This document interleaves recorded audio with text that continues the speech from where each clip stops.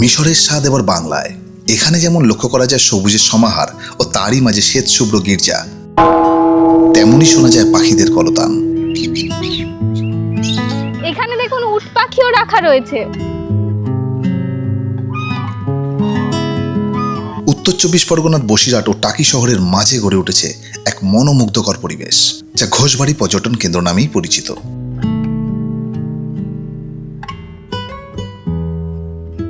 সাধারণ মানুষের কথা মাথায় রেখে শুরু হয়েছে বিবিধ পরিষেবা। এটা হলো গরিবের হাট। একেবারে স্বল্প মূল্যে এখানে মুদির জিনিসপত্র পাওয়া যায়।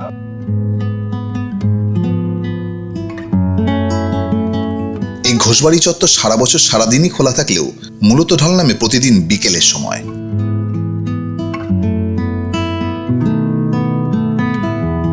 মেলা, বোটিং, রেস্তোরাঁ সবকিছু মিলিয়ে আজকের ভিডিও হতে চলেছে বেশ জমজমাট। তো চলুন ঘুরে দেখা যাক আজ বাংলার বুকে ঘোষবাড়ির জাদু।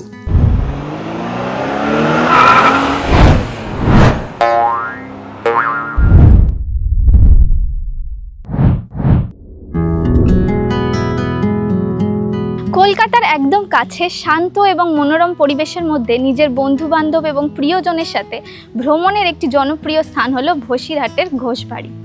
স্থানীয়রা এই জায়গাটিকে ঘোষবাড়ি পার্ক নামেও চেনে। তো আজকের গন্তব্য সেই ঘোষবাড়ি পার্কই। এখন আমি দাঁড়িয়ে রয়েছি মধ্যমপুর স্টেশনের বাইরেই রয়েছে টোটো স্ট্যান্ড। সেখান থেকে টোটো করে কয়েক মিনিটের মধ্যেই পৌঁছে যাওয়া যায় ঘোষবাড়ি। চলুন আগে টোটো স্ট্যান্ডে যাই।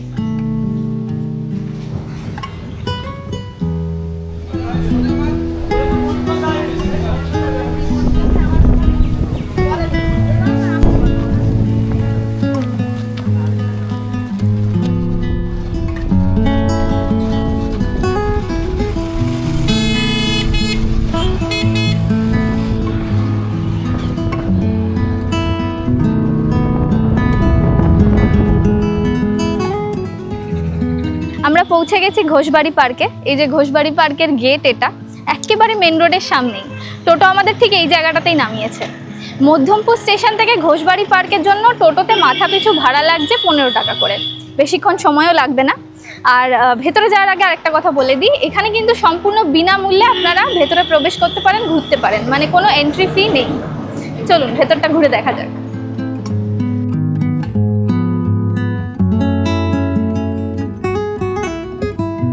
ভেতরে ঢুকেই যেটা দেখতে পাচ্ছি সেটা হলো এই যে একটা লম্বা হোয়াইট বিল্ডিং।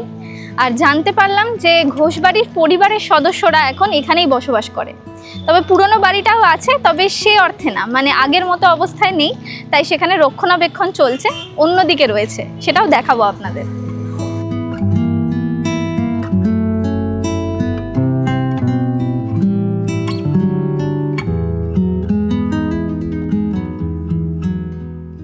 ঘোষবাড়ির এখনকার বিল্ডিংয়ের সামনে রয়েছে একটা অসাধারণ সিটিং অ্যারেঞ্জমেন্ট। বেশ চারিদিকে কয়েকটা চেয়ার দেখতে পাচ্ছি, এক্সট্রিমলি রয়্যাল। হয়তো সেই সময় পুরনো দিনের আভিজাত্যটা উপলব্ধি করানোর জন্য সাধারণ মানুষকে এই সেট আপটা করা রয়েছে।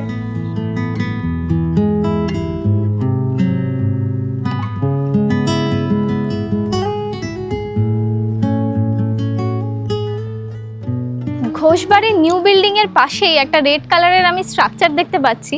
এটা দেখে মনে হচ্ছে যে পুরনো দিনের সেই ঠাকুর দালানের মতো, কিন্তু এটা কোনো রিয়েল সলিড ইট কাঠ পাথরের তৈরি করা বিল্ডিং নয়। এটা জাস্ট একটা প্যান্ডেল, পুজোর সময় তৈরি করা হয়েছিল। ও পাশেও একটা রয়েছে যেটা ধীরে ধীরে খোলা হচ্ছে। তবে এই স্ট্রাকচারটা রয়ে গেছে, এমনকি ভেতরে মূর্তিটাও রয়েছে।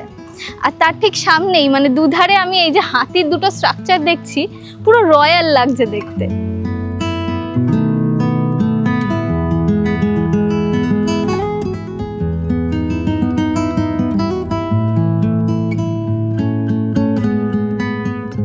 এই পিছনের যে বিল্ডিংটি দেখতে পাচ্ছেন, এটা হলো ঘোষবাড়ির অফিস। আপনাদের কোনো কোয়ারিজ থাকলে যাবতীয় সমস্ত তথ্য আপনারা এখান থেকে যোগাযোগ করে জেনে নিতে পারেন। আর এখানে যোগাযোগ করার যে নাম্বারটা রয়েছে সেটা অবশ্যই আপনাদেরকে ডেসক্রিপশন বক্সে প্রোভাইড করে দেবো। ঘোষবাড়ি অফিসের ঠিক পাশেই, অর্থাৎ আমার বাঁ হাতেই রয়েছে আদি ঘোষবাড়ি, অর্থাৎ পুরনো ঘোষবাড়ির বিল্ডিংটি।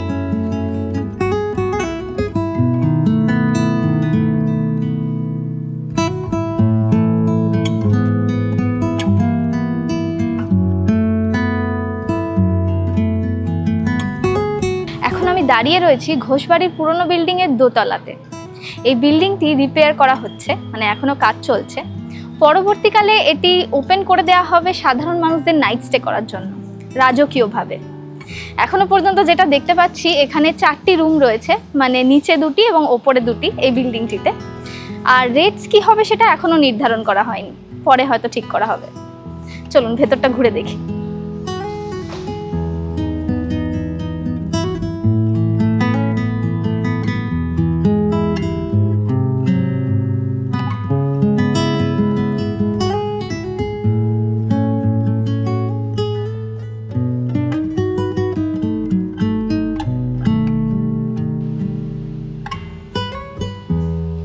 দেখুন এখানে একটা পালঙ্ক রাখা রয়েছে আর ওপাশে একটা দেরাজও রয়েছে।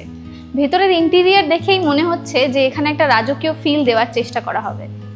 নিচের যে রুমগুলো রয়েছে সেগুলোতে এখনো কাজ চলছে।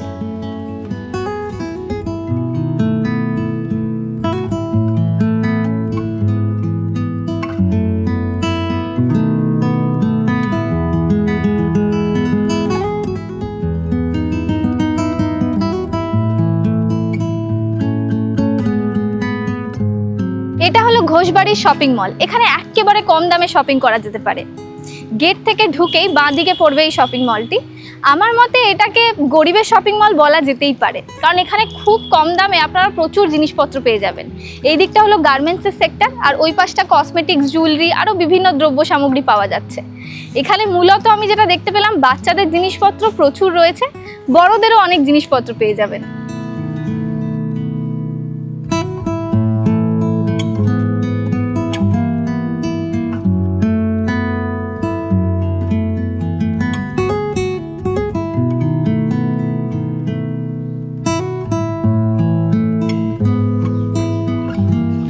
এখানে দেখুন একটা গ্যালারির মতো তৈরি করা হয়েছে, যার ভেতরে বিভিন্ন রকমের স্কাল্পচার রয়েছে, যে স্কাল্পচারগুলোর মাধ্যমে মানুষকে সমাজের বিভিন্ন বিষয়ে সচেতন করার প্রচেষ্টা করা হচ্ছে।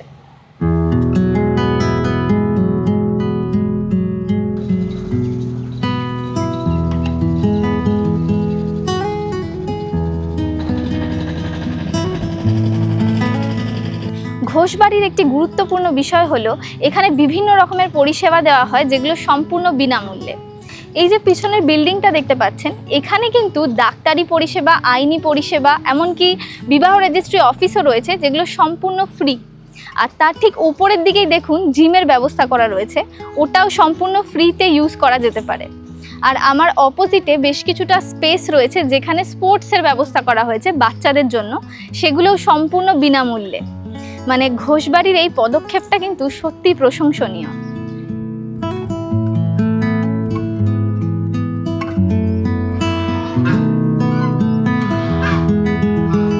এখানে দেখুন উট পাখিও রাখা রয়েছে, ওদিকে পায়রা, সামনে রাজহাঁস, বেশ অনেক রকমের পাখি রয়েছে কিন্তু এখানে।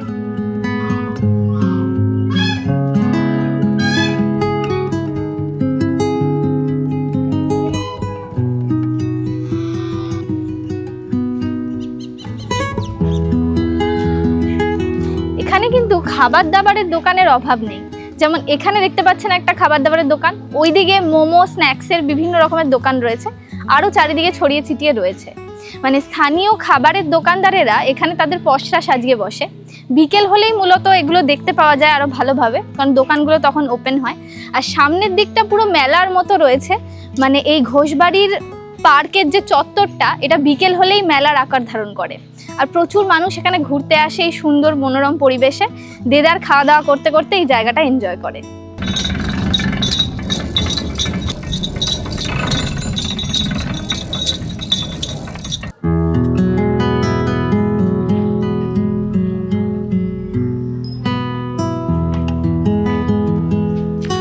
অনেকেরই প্রশ্ন হতে পারে যে এই জায়গায় দোকানগুলো এখন বন্ধ কেন।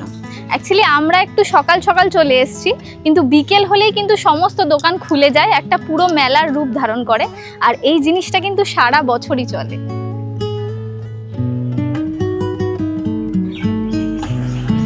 এখানে কিন্তু চারিদিকে অনেক আম ছড়িয়ে ছিটিয়ে পড়ে রয়েছে, মানে বেশ হাওয়া চলছে আর চারিদিকে টুকটুক করে আম পড়ছে, দারুণ লাগছে কিন্তু ব্যাপারটা।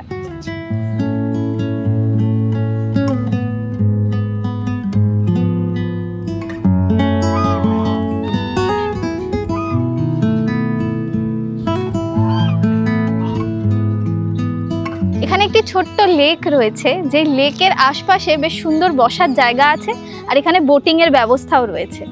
তো বোটিংয়ের জন্য 30 টাকা করে লাগবে পার হেডে। বেশ চারিদিকটা ঘোরা যাবে, সুন্দর এই জায়গাটা।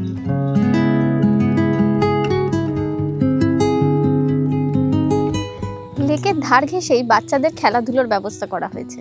যেমন ওই পাশটা দেখুন বাচ্চারা খেলছে, ওটা কিন্তু ফুটবলের জায়গা, ফুটবল খেলার ব্যবস্থা হয়েছে ওখানে। আর তার ঠিক পাশেই ক্রিকেট খেলার জন্য একটা গ্রাউন্ড তৈরি করা রয়েছে। আর এরকমই লেকের দুধারে প্রচুর জায়গায় বিভিন্ন গাছগাছালি, বসার জায়গা, দোলনা, বোটিংয়ের ব্যবস্থা সব মিলিয়ে এই জায়গাটা একেবারে জমে গেছে।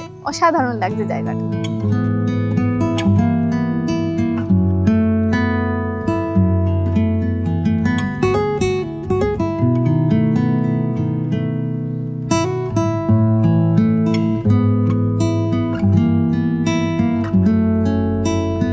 ঘোষবাড়ি পার্কের একটু ভেতরের দিকে ঢুকলেই আপনারা এই ধরনের 4টি কটেজ দেখতে পাবেন। এই কটেজগুলোতে আপনারা নাইট স্টেও করতে পারেন। কটেজগুলোতে এসি লাগানোই আছে, আমি দেখতে পেলাম। আর কর্তৃপক্ষের থেকে জানতে পারলাম কটেজের রেন্ট হলো পার ডে 1500 করে। বুক করার জন্য নাম্বারটা আমরা ডেসক্রিপশন বক্সে প্রোভাইড করব।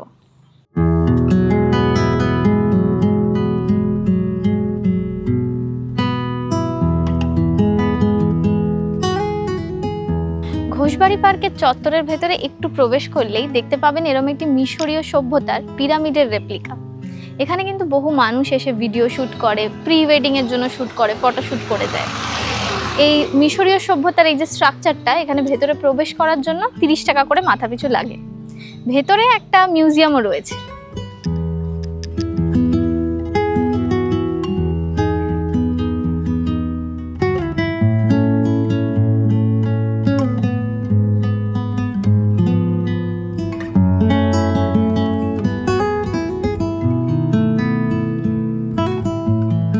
ঘোষবাড়ি চত্বরের যত ভেতরের দিকে ঢুকছি, এখানকার গ্রাম্য পরিবেশ মুগ্ধ তো করছেই, তার সঙ্গে সঙ্গে ভেতরে ঢুকে দেখতে পাচ্ছি খ্রিস্টান ধর্মের গির্জাও হাইলাইট করা হয়েছে। দেখুন কত সুন্দরভাবে একটা সাদা রঙের স্ট্রাকচার তৈরি করা রয়েছে। এটা কিন্তু গির্জার প্রতিরূপ তৈরি করা হয়েছে। ওখানে লেখাও রয়েছে ঘোষবাড়ি পার্কের গির্জা। আর চারিদিকে এখানে সানফ্লাওয়ার গাছ রোপণ করা হয়েছে, এখনো ফুল হয়নি। এই সবুজের মধ্যে সাদা রঙের গির্জাটা অপূর্ব লাগছে দেখতে।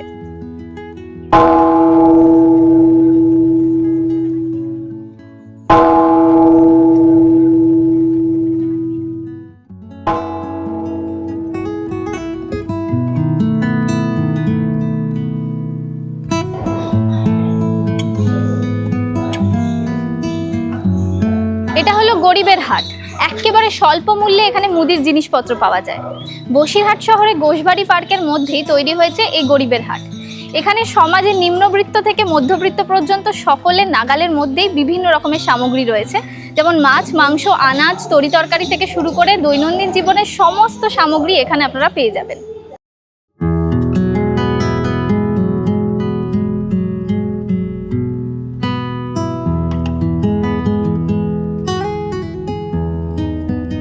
এখানে এসে আমি দেখতে পাচ্ছি বেশ আরও অনেকগুলো কটেজ রয়েছে। মানে আগে 4টে কটেজ মেনশন করেছিলাম, তারপর ভেতরে প্রবেশ করতে এই জায়গাটায় আরও 4-5টা কটেজ আমি দেখতে পাচ্ছি। তো আমি জানি না এগুলো এখনও অ্যাভেলেবেল আছে কিনা, তবে পরবর্তীকালে আপনারা অনেকে মিলে যদি ঘুরতেও আসেন, এখানে কিন্তু থাকার জায়গার অভাব হবে না।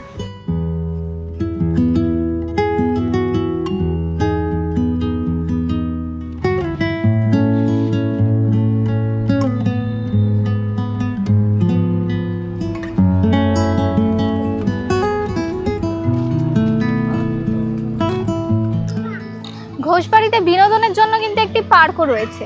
এই পার্কের মধ্যে বাচ্চাদের ইউজ করার মতো বেশ কয়েকটা ফ্রি রাইডস রয়েছে, আর বড়দের এনজয় করার মতো এই ধরনের রাইডস বা দোলনা আরও বেশ কিছু জিনিসপত্র পেয়ে যাবেন।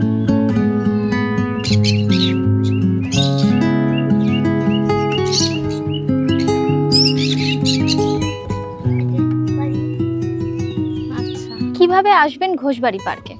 আপনারা শিয়ালদা থেকে হাসনাবাদ লোকাল ট্রেন ধরে পৌঁছে যেতে পারেন মধ্যমপুর স্টেশন, যেরকম আমরাও এসেছি। তারপর সেখান থেকে আপনারা টোটো ধরে মাত্র 5-10 মিনিটের মধ্যেই পৌঁছে যাবেন ঘোষবাড়ি পার্কের একদম গেটের সামনে। এছাড়া যদি আপনারা পার্সোনাল কারে আসতে চান, সেক্ষেত্রে এই জায়গাটা যেহেতু খুবই জনপ্রিয়, তাই আপনারা গুগল ম্যাপে বসিরহাট ঘোষবাড়ি পার্ক বলে সার্চ করবেন, একদম এক্স্যাক্ট লোকেশন পেয়ে যাবেন। এই যে এখানে একটা মঞ্চ দেখতে পাচ্ছেন, এই ঘোষবাড়ির মধ্যেই কিন্তু বিভিন্ন রকমের স্থানীয় উৎসব এবং অনুষ্ঠান হতে থাকে। এমনকি মাঝে মধ্যেই মানে বিশেষ উৎসব ছাড়াও অনেক রকমের উৎসব এই সব জায়গায় এই মঞ্চে অনুষ্ঠিত হয়। এই সব উৎসব অনুষ্ঠানগুলোই এখানকার সাংস্কৃতিক এবং ঐতিহ্যের প্রতিফলন বলা যেতে পারে। আর দুর্গাপুজোর সময় বিশেষভাবে এই জায়গাটা খুব সুন্দরভাবে সজ্জিত থাকে।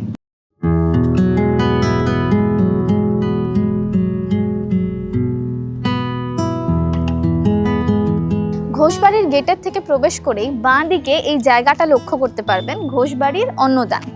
কর্তৃপক্ষ থেকে জানতে পারলাম এখানে প্রতিদিন প্রায় 300 দুস্থ লোকের জন্য খাবারের বন্দোবস্ত হয়, আর তাও আবার পুরো বিনামূল্যে। মানে ঘোষবাড়ির এই পদক্ষেপগুলো আমার মতে কিন্তু শুধুমাত্র মহতই নয়, সত্যি অস্বাভাবিক।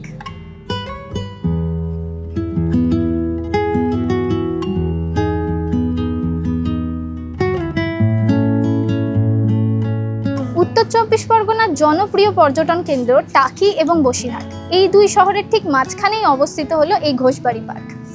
এই জায়গাটা মূলত 87 বিঘা জমি নিয়ে বিস্তৃত, মানে বলা যেতে পারে প্রায় 87 বিঘা জমি। দিনের বেলা শান্ত মনোরম পরিবেশ, আর রাতের বেলা অন্ধকার নামলেই আলো ঝলমলে একটা আবরণ তৈরি হয় এখানে। এটাই এখানকার অন্যতম একটা ইউএসপি বলা যেতে পারে। আপনারা যদি গুগলে সার্চ করেন সেক্ষেত্রে 24 আওয়ার ওপেন দেখতে পাবেন আপনারা। তবে মেনলি এই জায়গাটা বিকেল হলেই মানুষের আনাগোনা বাড়তে থাকে।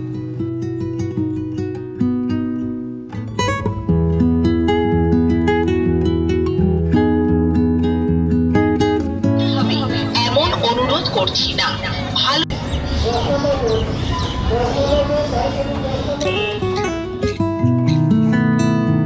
এই ঘোষবাড়ি পার্ক স্থানীয়দের কাছে বিকেলের আড্ডা, প্রাতঃভ্রমণ বা ছোটদের খেলাধুলোর জায়গা। আর পর্যটকদের কাছে এই জায়গাটা ধীরে ধীরে ভীষণ জনপ্রিয় হয়ে উঠছে, তাই পর্যটন শিল্পেও এই জায়গাটির নাম কিন্তু এসে যাচ্ছে। আমার এখানে ঘুরতে এসে বেশ ভালো লাগলো, সময়টাও দারুণ কাটলো। আমি রিকমেন্ড করব আপনারাও এই জায়গাটা ঘুরে যান। আর এই ভিডিওটা কেমন লাগলো অবশ্যই কমেন্ট করে জানাবেন।